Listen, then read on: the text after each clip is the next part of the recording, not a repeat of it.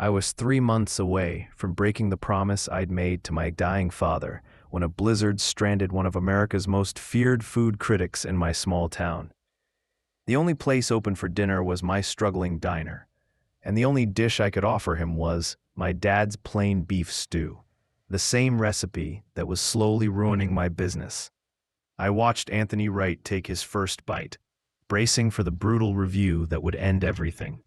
But instead, he set down his spoon, and tears filled his eyes.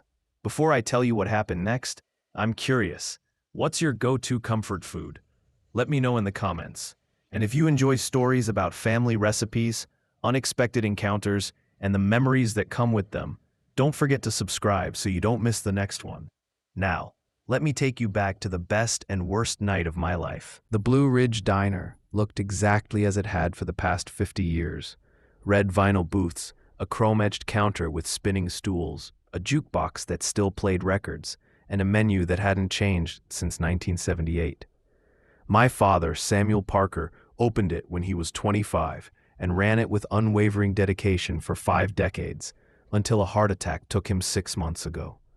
Along with the diner, I inherited his last words: "Promise me you won't change the menu. Austin, not one dish. People need something they can count on." I promised, and I kept that promise, even as I watched the diner fade. The problem wasn't the food. It was good, hearty comfort food. But good wasn't enough anymore. 20 miles away, trendy restaurants were serving deconstructed pot roast and artisan meatloaf. Food blogs praised molecular gastronomy and fusion cuisine. Meanwhile, I was 32, still serving the same beef stew my father had perfected before I was born. My girlfriend, now ex, had summed it up when she left 3 months ago. "Austin, you're not honoring your father's memory. You're stuck in it. This town is dying. This diner is dying. And you're going down with it because of a promise that no longer makes sense." Maybe she was right. Customer traffic had dropped 60% in 6 months. Young families went elsewhere. Tourists stopped at the new cafe on Main Street with its Instagram-worthy lattes, and my regulars were literally disappearing. I'd attended 4 funerals that year. I was going over the books for the 3rd time that week when the blizzard hit, a sudden February storm that turned everything white in minutes. By 6 p.m., the roads were closed, the power flickered, and the few customers I had were already home. I should have closed early, but routine or stubbornness kept me open until 9 p.m.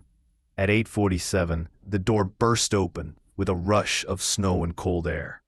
A tall man in his mid-50s stepped in, wearing an expensive wool coat dusted with snow. His sharp features and silver hair gave him a commanding presence that didn't belong in a town like this. "Thank God," he said, his cultured voice carrying a faint New York accent. "I've been driving for 20 minutes looking for any sign of civilization. Are you still serving food?" "Yes, sir," I replied, because that's what you say in a small town, even when you're minutes from closing and nearing the end of everything you've worked for. "Have a seat anywhere. Can I get you some coffee to warm up? Please." He chose a booth by the window, though there was nothing to see but swirling snow. As he removed his coat, I got a better look. Something about him seemed familiar, though I couldn't place it. I brought coffee and a menu, watching as he scanned the simple options with polite disappointment. "What do you recommend?" he asked. There was something in his tone that made me defensive. "The beef stew. It's our specialty. Been on the menu since we opened. Comes with homemade biscuits and a side salad." "I'll have that then," he said, handing the menu back. He glanced at his phone, frowning. "No signal." "The storm knocked out the tower," I said. "It'll be back by morning." I went to the kitchen, grateful that I'd made a fresh batch of stew that afternoon. My father's recipe was simple: beef chuck, potatoes, carrots, onions, celery, beef stock, tomato paste, and a blend of herbs he'd never written down. I'd learned it by watching him. Standing at his side through countless dinner services, memorizing the rhythm and ratios he said made all the difference. "It's not fancy," he used to say, "but it's honest. Every ingredient matters, and you never rush it. A good stew, like a good friendship, needs time to build flavor. As I ladled the stew and plated 2 fresh biscuits, the usual wave of doubt hit me. This was just diner food, familiar, but ordinary. It wasn't going to save my business or prove that I was anything more than a small-town cook clinging to his father's legacy. I brought the meal to the stranger with butter and water. He nodded, picked up his spoon, and that's when it clicked. I knew who he was. Anthony Wright, the country's most feared food critic. The man who once shut down a Michelin-starred restaurant with a single review. The writer whose words could build or destroy reputations overnight. And I had just served him my father's plain beef stew in a fading diner in the middle of nowhere. My heart pounded as I realized who was sitting in front of me. I considered apologizing for how simple the dish was. But what could I possibly say? Sorry, this isn't up to your usual standards? That would only make things worse. Instead, I stayed behind the counter, pretending to clean the coffee machine while quietly watching him. Wright lifted a spoonful of stew, inhaled the aroma, and took a bite. Then he froze. His spoon clattered against the bowl as he stared at the food like it had just revealed a secret. Then, to my shock, tears began streaming down his face. Not 1 or 2, but steady, visible tears running down the cheeks of a man known for his cold, unflinching reviews of the finest restaurants in the world. I stood frozen, unsure what to do. Had something gone wrong? Was he sick, allergic, upset? With no phone signal and the landline barely reaching the volunteer fire department, I could only watch. Wright pulled out a handkerchief and wiped his eyes, but the tears kept coming. He took another bite and his shoulders trembled. I couldn't take it anymore. I walked over to his booth. "Sir, are you all right? Is something wrong with the food?" He looked up, eyes red, voice thick with emotion. "Where did you get this recipe?" That was not what I'd expected. "It's my father's recipe. He cooked it the same way for 50 years. Why?" "Every ingredient," he said urgently. "I need to know every ingredient, every step, every detail of how this was made." I sat across from him puzzled. "It's just beef stew, chuck roast, vegetables, stock, tomato paste, herbs. We braise it low and slow for about 4 hours. Nothing fancy." "The herbs," he pressed. "What herbs exactly?" "Thyme, bay leaves, and—" I hesitated. My father's recipe always had one mystery element. Something else. My dad called it his secret ingredient. I only figured it out later. It's marjoram, just a pinch added near the end. Wright lowered his head into his hands. "Marjoram," he murmured. "Of course. I should have known." "Mr. Wright," I said, since there was no point pretending anymore. "I don't understand. Did I do something wrong?" He looked up, a strange mix of grief and wonder softening his expression. "You know who I am?" "Everyone in the restaurant world knows who you are." "Then you should know," he said. "I've eaten at every major restaurant in North America and half of Europe. I've had meals from world-class chefs, dishes that cost more than most people earn in a week. I've tasted innovation and artistry at the highest level." He gestured to the bowl in front of him. "And this simple beef stew, is the most meaningful meal I've had in 20 years, because it tastes exactly, impossibly like my mother's stew. A recipe I thought was lost forever when she passed away." The kitchen suddenly felt too warm. I loosened my collar. "That's impossible. My father created this recipe." "Did he?" Wright asked gently. "Or did someone teach it to him?" I froze. My father opened the diner in 1978 when he was 25. He always said he learned to cook from the best teacher he ever had, but he never said who. I'd assumed he meant my grandmother, though she'd always claimed she taught him nothing more than how to boil water. "My mother's name was Catherine Wright," Anthony said softly. "Before she married and moved to New York, she lived near here. She worked in local restaurants, saved every penny, and dreamed of opening her own place someday. She had a gift, not for fancy food, but for the kind that made people feel loved. Her beef stew was legendary. He took another slow bite. She died 20 years ago, suddenly, an aneurysm. None of us got to say goodbye. And her recipes died with her. She never wrote them down. Said cooking was about instinct, not measurements. I tried for years to recreate her stew, but something was always missing. The marjoram, I said quietly. He nodded. She called it her secret whisper. Just enough to add depth without being noticed. I'd forgotten. I'd tasted it countless times, but never realized what it was. I frowned. But how could my father have known her recipe? Wright reached into his wallet and pulled out an old worn photograph. I keep this picture of her, he said. It shows her happiest, working in a kitchen. The photo showed a young woman in her 20s, standing in a kitchen I instantly recognized, the Blue Ridge Diner. It looked newer, but unmistakably the same. She was laughing. Wearing an apron, holding a wooden spoon. Next to her, arm around her shoulders, was a man I knew from old photos, my father, decades younger. I turned the photo over.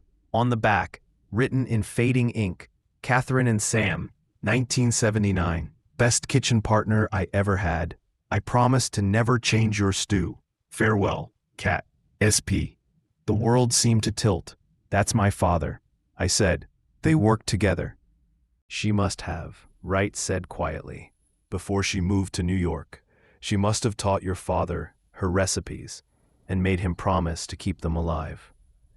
I thought of my father's dying words, his insistence that I never change the menu. I'd always assumed it was about tradition or pride, but it wasn't. It was about keeping a promise, preserving a memory that didn't belong to him alone.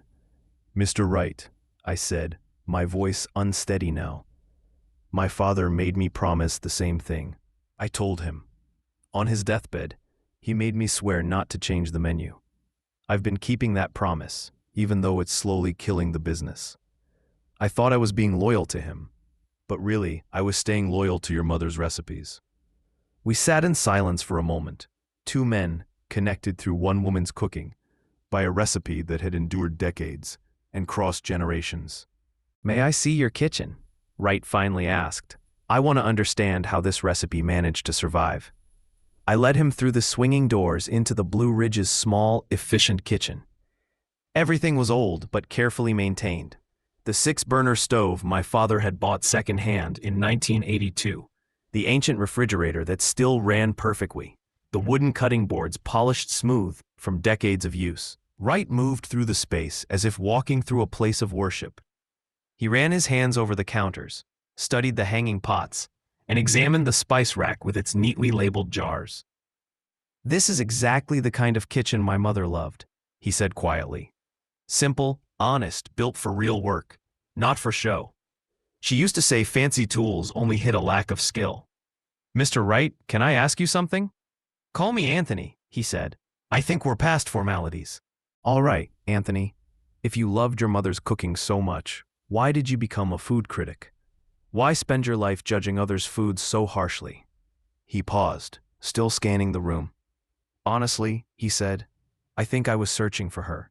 Every restaurant, every meal, every dish I reviewed, I was chasing that feeling of home, of love that her cooking gave me.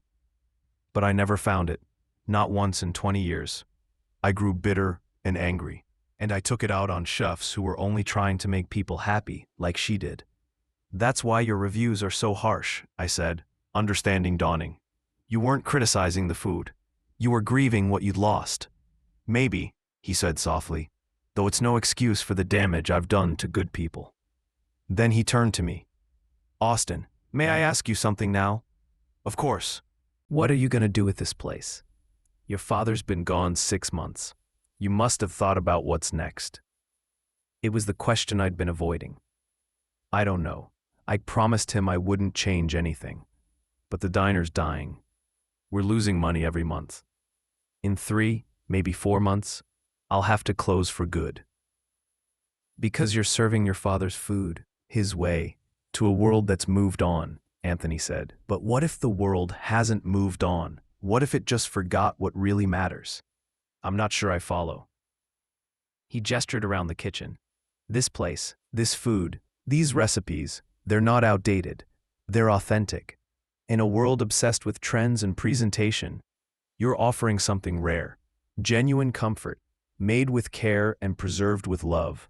That's not old-fashioned.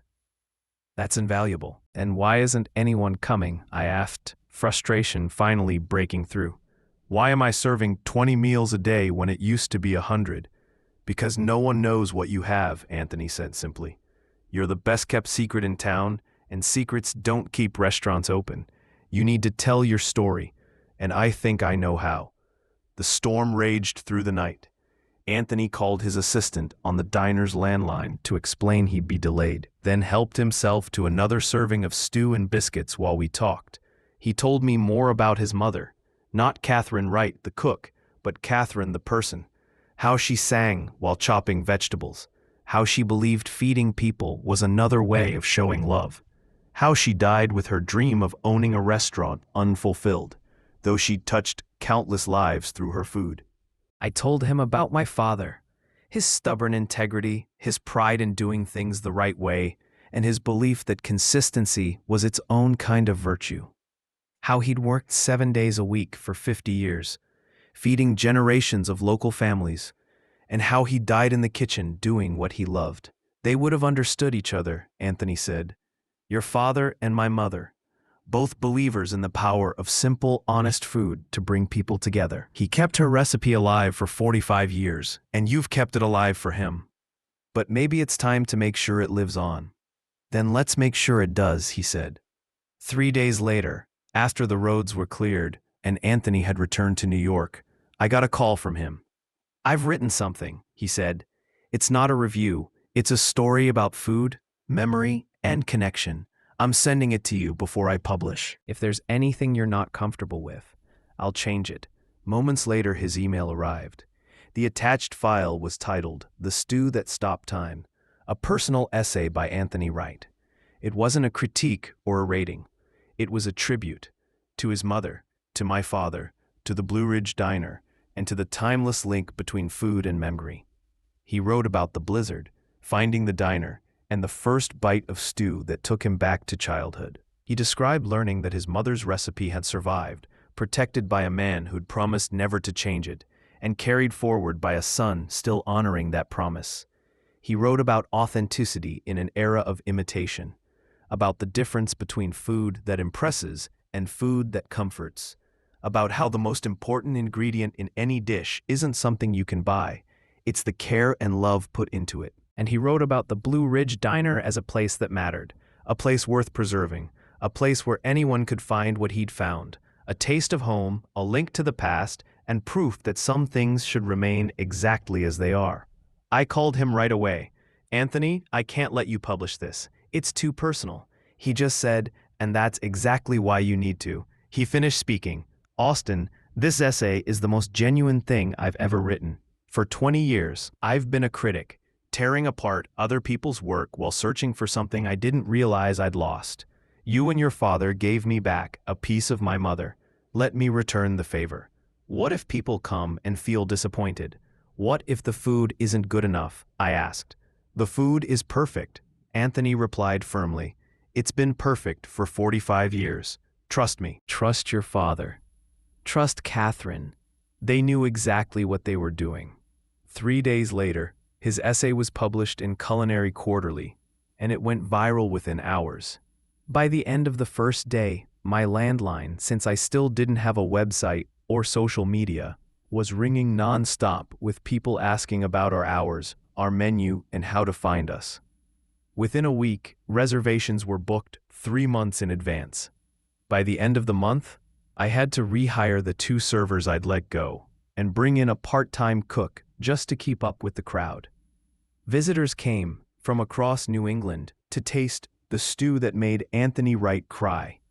They took photos of the diner, the food, and the handwritten menu. They wrote blog posts and social media updates about discovering this hidden gem.